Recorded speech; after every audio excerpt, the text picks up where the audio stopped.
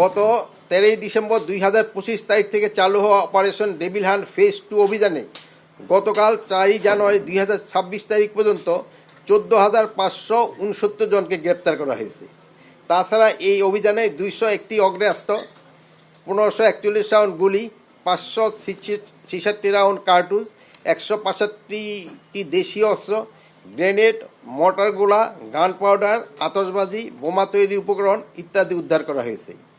এই সময় মামলায় ওয়ারেন্ট মূলে প্রায় 19,235 জন সহ সর্বমোট 33,804 জনকে গ্রেপ্তার করা হয়েছে। ডেভিল হান্ট ফেজ 2 এর অংশ হিসাবে চেকপোস্ট ও টহলের সংখ্যা অনেক বৃদ্ধি করা হয়েছে, যাতে সন্ত্রাসী দুষ্কৃতীরা পার না পেয়ে যায় এবং অবৈধ লুট হওয়া অস্ত্র উদ্ধার আরও বৃদ্ধি পায়। আপনারা সবাই জানেন যে মাদকের ভয়াবহতা সম্পর্কে আমরা সকলেই কিন্তু অবগত। গত ডিসেম্বরে 2025 মাদক নিয়ন্ত্রণ অধিদপ্তর কর্তৃক দেশব্যাপী মাদক বিরোধী অভিযানে 658টি নিয়মিত মামলা দায়ের করা হয়েছে এবং 1613টি মোবাইল কোর্ট পরিচালনা করা হয়েছে।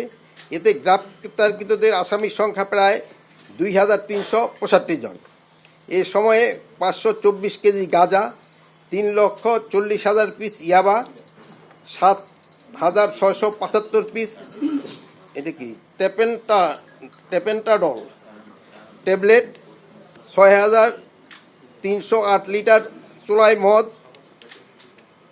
756 গ্রাম হেরোইন সহ মোট প্রায় 20,03,030 টাকা এবং বিভিন্ন ধরনের 4টি যানবাহন জব্দ করা হয়েছে। উল্লেখ্য যে গত 3রা জানুয়ারি মাদকদ্রব্য নিয়ন্ত্রণ অধিদপ্তর চট্টগ্রাম মেট্রোর দক্ষিণ কার্যালয় কর্তৃক 54,000 পিস ইয়াবা ট্যাবলেট সহ একজন আসামিকে গ্রেপ্তার করা হয়েছে। আরও আলোচনা হচ্ছে, সারা দেশে তীব্র শৈত্যপ্রবাহ বইতেছে, সেই জন্য সড়ক মহাসড়কে কুয়াশার কারণে দূরের রাস্তাঘাট ঠিকমতো দেখা যাচ্ছে না। তাই বিভিন্ন যানবাহনে ড্রাইভারকে সতর্কভাবে গাড়ি চালানোর অনুরোধ করা হয়েছে, যাতে সড়ক দুর্ঘটনা না ঘটে। এ ব্যাপারে মালিক, পরিবহন শ্রমিক এবং সমিতিগুলিকেও পরামর্শ দেওয়া হয়েছে।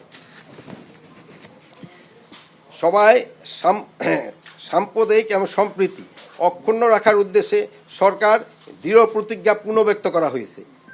সামাজিক যোগাযোগ মাধ্যমে গুজব এবং অপপ্রচার প্রতিরোধ এবং উস্কানিমূলক বক্তব্য পরিহারের বিষয়ে সবাই বিস্তারিত আলোচনা হয়েছে।